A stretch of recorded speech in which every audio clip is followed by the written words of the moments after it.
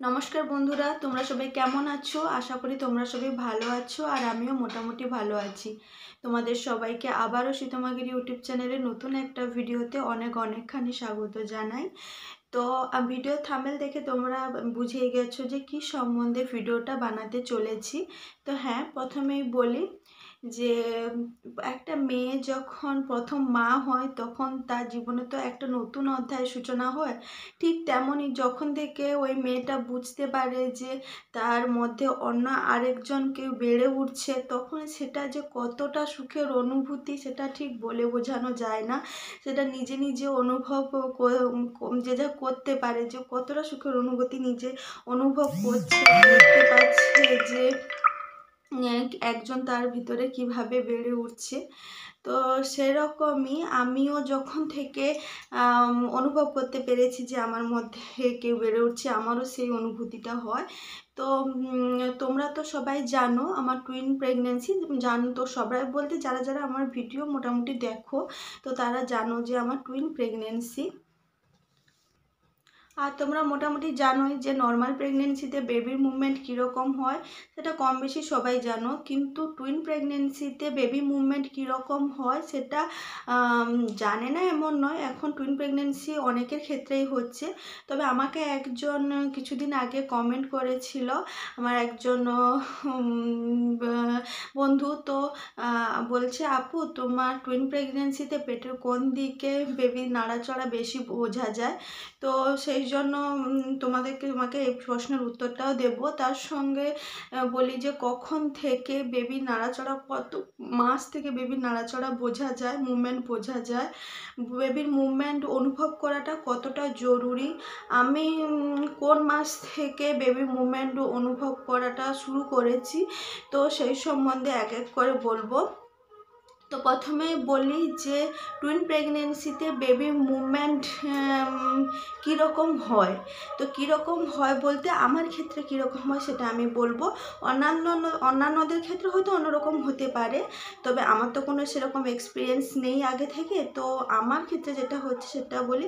আমি কিন্তু আমার বাম পাশ, পেটের বাম দিকে বেশি অনুভব করতে পারি যে ওই দিকে মুভমেন্টটা বেশি হচ্ছে। ডান দিকেও হয়, কিন্তু ডান দিকের তুলনায় আমার বাম দিকে মনে হয় বেশিই হয়।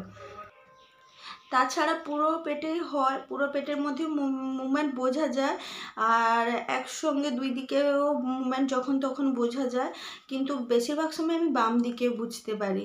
তো অন্যান্যদের ক্ষেত্রে অন্যরকম হতে পারে, কিন্তু আমার ক্ষেত্রে আমি বাম দিকে বেশি বুঝতে পারি। আর বলি কখন থেকে আমি বেবি মুভমেন্ট পাওয়া শুরু করেছি, না তার আগে বলি যে কখন থেকে নর্মালি বোঝা যায় বেবি মুভমেন্ট। তো মোটামুটি 6 মাস থেকে বেবি মুভমেন্ট বোঝা যায়, 5.5 মাস 6 মাস থেকে বেবি অল্প অল্প মুভমেন্ট সবাই বুঝতে পারে, কিন্তু আমি অনেকটা দেরিতে বুঝেছি। আমাকে সবাই জিজ্ঞেস করতো তুমি বাচ্চা সাড়া পাচ্ছ, কিন্তু আমি তো পেতাম না, এই জন্য না একটু চিন্তা হতো যে বলো ঠিক আছে। কিন্তু আমার সমস্যাটা হচ্ছে, সমস্যা নয়, আমার টুইন প্রেগনেন্সি, সেজন্য হয়তো বেবি মুভমেন্টটা আমি একটু অনেক দেরিতে পেয়েছি, মানে 7 মাসের দিকে আরও সেরকম অবস্থায় আমি বেবি মুভমেন্টটা পেয়েছি। তো সেটা কোনো ব্যাপার না, তারপরে পরে ঠিক হয়েছে, এখন ঠিক আছে। তো আমি অনেকটাই দেরি করে পেয়েছি, আর অন্যান্যরা মোটামুটি 6 মাসের দিকেই পেয়ে যায়। আর তারপর বলি যে বেবি মুভমেন্ট অনুভব করাটা কতটা জরুরি। তো বেবির মুভমেন্ট অনুভব করতে পারে একজন মাই, যেহেতু তার মধ্যেই সন্তানটা বেড়ে উঠছে, তো সেজন্যই সেই অনুভব করতে পারবে। কিন্তু যখন বেবি মুভমেন্ট অনুভব করতে পারবে না তখন কিন্তু সমস্যার বিষয় থাকে। বেবি মুভমেন্ট করা মানে বেবি তোমার সুস্থ অবস্থায় আছে, ভালো আছে। ডক্টরের, যে কোনো ডক্টরের কাছে জিজ্ঞাসা গেলেই জিজ্ঞাসা করবে প্রথমে, বেবি তুমি ঠিকঠাক মুভমেন্ট পাচ্ছ তো? তো সেক্ষেত্রে বেবির মুভমেন্টই বলে দেবে যে বেবি কেমন আছে। সেক্ষেত্রে আমি যখন এই কিছুদিন আগে নার্সিংহোমে ভর্তি হয়েছিলাম তখন আমার কিন্তু বেবি মুভমেন্ট একটু কমে গিয়েছিল, কিন্তু হচ্ছিল। আমাকে সব সময় জিজ্ঞাসা করতো যে বেবি মুভমেন্ট ঠিকঠাক পাচ্ছ তো, আর আমাকে বলে দিয়েছিল যে সব সময় তুমি বেবি মুভমেন্টটা ঠিক রাখবে। এটা অন্য কেউ তো বলে দিতে পারবে না, একমাত্র তুমি ঠিকঠাক বলতে পারবে, আর তোমার বাচ্চা কেমন থাকবে, আছে না আছে, একমাত্র তুমি ঠিকঠাক বলতে পারবে, যে তোমার মুভমেন্ট তুমি তো বুঝতে পারবে। সেই জন্য এটা তো তোমার দায়িত্ব একান্তভাবে যে তুমি সেটাকে ভালোভাবে নজরে রেখো, যে ঠিকঠাকভাবে মুভমেন্ট করছে কি করছে না। যখন করবে না তখন কিন্তু সেটা ধরো অনেকক্ষণ করছে না, অনেকক্ষণ বলতে ধরো বেশ অনেকক্ষণই করছে না, তখন কিন্তু ডক্টরের সঙ্গে সেটা যোগাযোগ করতে হবে, যে এরকম আমার বেবি অনেকক্ষণ ধরে মুভমেন্ট করছে না, কোনো সাড়া শব্দ দিচ্ছে না।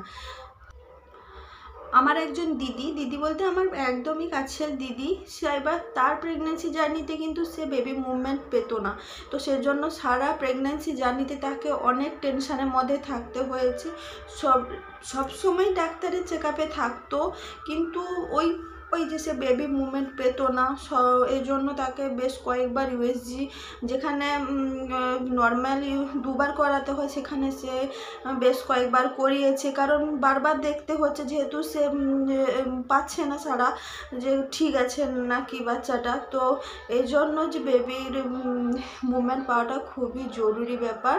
আর টুইন প্রেগনেন্সির ক্ষেত্রে যে জিজ্ঞাসা করেছিলে, সেটাই হচ্ছে যে আমার বাম দিকেই বেশি সাড়া হয়, আর তাছাড়া পুরো পেটে মোটামুটি সাড়া হয়, কিন্তু বাম দিকে আমি বেশি সাড়াটা অনুভব করতে পারি। অন্যান্যরা হয়তো অন্যদিকে, সেটা বেবির পজিশন অনুযায়ী হয়তো সাড়াটা হয়, যে কোন দিকে বেবি রয়েছে, যেদিকে বেবি রয়েছে হয়তো সেই দিকে হয়তো সাড়াটা বেশি হয়। তো সেজন্য বেবি যার ক্ষেত্রে যে মানে অন্যান্য টুইন প্রেগনেন্সির ক্ষেত্রে পেটের কোন দিকে তাদের বেবি পজিশন রয়েছে সেই অনুযায়ী হয়তো সাড়া হয়।